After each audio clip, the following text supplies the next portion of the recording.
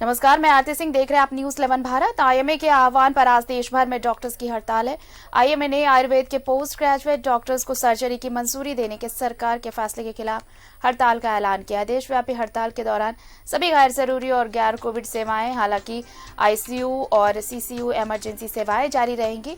पहले से तय ऑपरेशन नहीं किए जाएंगे। आईएमए ने संकेत दिया है कि आने वाले हफ्तों में आंदोलन तेज हो सकता है। आईएमए की बुलाई हड़ताल के दौरान निजी अस्पतालों में ओपीडी तो बंद रहेगी, लेकिन सरकारी अस्पताल खुले रहेंगे। निजी अस्पतालों में सिर्फ इमरजेंसी सेवाएं जारी रहेंगी। सभी डॉक्टर सुबह 6 बजे से शाम 6 बजे तक हड़ताल पर रहेंगे। केंद्र सरकार के आयुर्वेद के डॉक्टरों को सर्जरी की मंजूरी देने के फैसले का इंडियन मेडिकल एसोसिएशन विरोध कर रहा है। डॉक्टरों के संगठन आईएमए ने तो सरकार के इस फैसले को मरीजों की जान के साथ खिलवाड़ तक करार दिया। साथ ही कहा है कि सरकार इस फैसले को फौरन वापस ले। और सीधे रुक कर लेते हैं अपने सहयोगी अंजनी का, इस वक्त हमारे साथ रांची से जुड़े हुए हैं। अंजनी, देखिए हड़ताल है, मरीजों की परेशानी भी बढ़ गई है। क्या ये जो विरोध हो रहा है, आईएमए का साफ तौर पर ये कहना है कि ये मरीजों की जान के साथ खिलवाड़ है?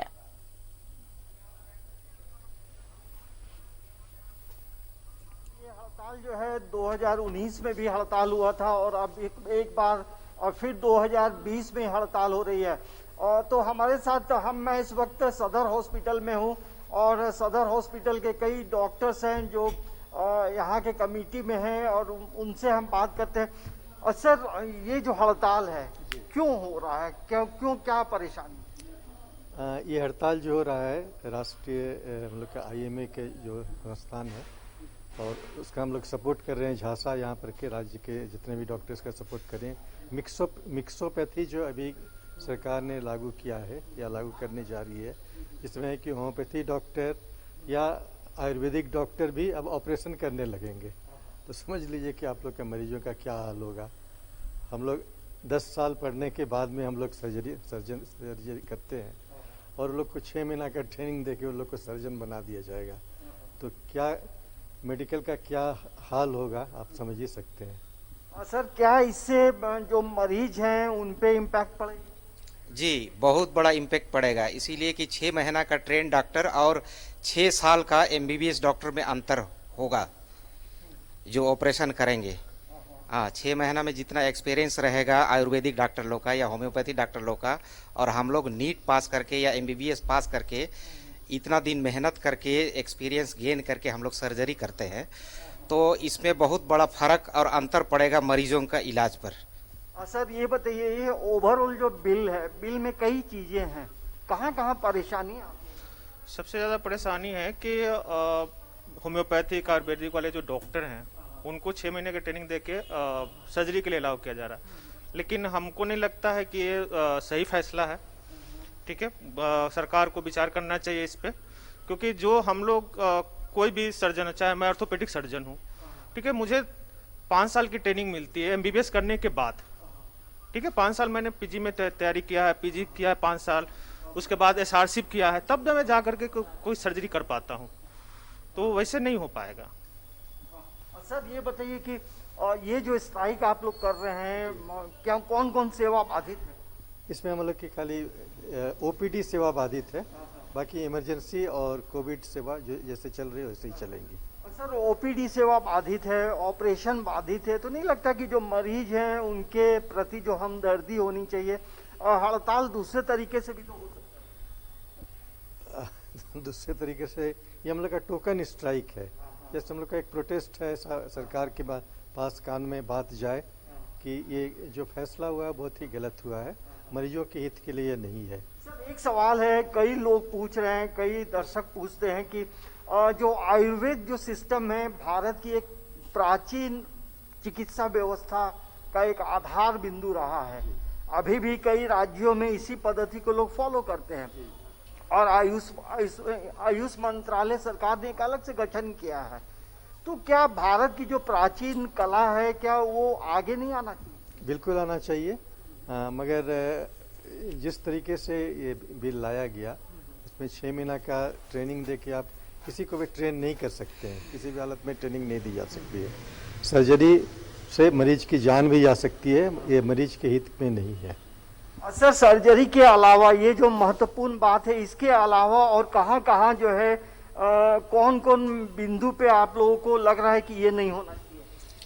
जी, सर्जरी के अलावा और भी इलाज करने का जो तरीका होता है, हम लोग ओपीडी में मरीज को देखते हैं, उनका जांच करते हैं, वो जांच करने के बाद डायग्नोसिस करके उसका इलाज करते हैं।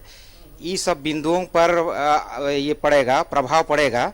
इसीलिए इस बिल को सोच समझ करके लागू करना चाहिए और समय भले दे करके करना चाहिए। इतना कम समय में संभव नहीं है। जी सर, ये बताइए कि इसमें और कौन कौन लगभग 30 से 35 मामले हैं और किसमें आप लोग को ऑब्जेक्शन? सबसे ज्यादा हम लोग ऑब्जेक्शन आपको सर्जरी में ही है, ठीक है ना। आप मेडिसिन से जो भी इलाज करना चाहते हो आप करो, हमको कोई दिक्कत नहीं है, ठीक है। अगर कोई आयुर्वेद का सर्जन बनता है, वो 3 साल की जो ट्रेनिंग लेते हैं, अगर वो करके आए तो कोई बात होगी। इसमें आप चाहते हैं कि सर इसमें ये चाहते हैं कि जो 1 साल का ब्रीच कोर्स है उसका जो है अवधि है और बढ़ाया जाए। देखिए, आयुर्वेदिक डॉक्टर को इसमें कोई परहेज नहीं होना चाहिए। वो जब आयुर्वेदिक पढ़े हैं तो वो शान से आयुर्वेदिक सर्जरी और उसका इलाज करें ना।